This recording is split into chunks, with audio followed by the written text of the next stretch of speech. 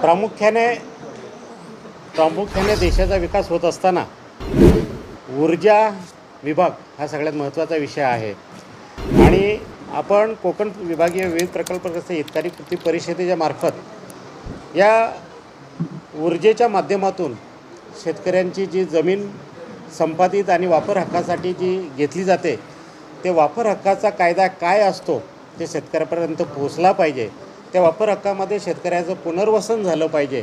खरं तर शेतकऱ्यांचं देशाच्या विकासासाठी कोणत्याही प्रकारचं नकारात्मक विचार नाही आहेत, परंतु देशाचा विकास होत असताना वापर हक्काच्या नावाखाली ज्या भूसंपादन करतात त्याच्या माध्यमातून शेतकऱ्यांचं पुनर्वसन व्हावं यासाठी ही कृती परिषद प्रामुख्याने काम करेल।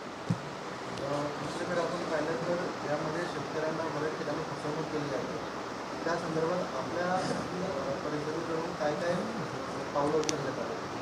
खरं तर या अगोदरचा जो अनुभव आहे तो अतिशय वाईट अनुभव आलेला आहे शेतकऱ्यांमध्ये। का दलालांमार्फत बऱ्याचशा गोष्टी व्हायच्या आणि तिथं प्रामुख्याने शेतकऱ्याचं नुकसान व्हायचं, परंतु या हितकारी कृती परिषदेच्या माध्यमातून दलाल ही संकल्पना काढून शासन दरबाराच्या नियम व अटी या शेतकऱ्यापर्यंत पोचाव्यात यासाठी प्रामुख्याने ही कृती परिषद काम करेल।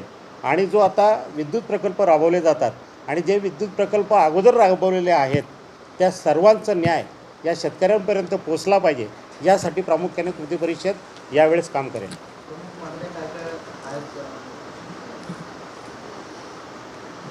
शेतकऱ्यांच्या प्रमुख मागण्या आहेत की देशाच्या विकासासाठी शेतकरी सदैव तत्पर आहे, देशाचा विकासातला कणा आहे शेतकरी, परंतु देशाचा विकास होत असताना शासनाकडून शेतकऱ्याला अपेक्षा आहे की शेतकऱ्याची कोणत्याही प्रकारची फसवणूक विविध प्रकारच्या दलालांमार्फत कंपन्यांमार्फत होऊ नये आणि यामधला खरं तर दुवा शेतकरी आणि शासन ही परिषद राहील।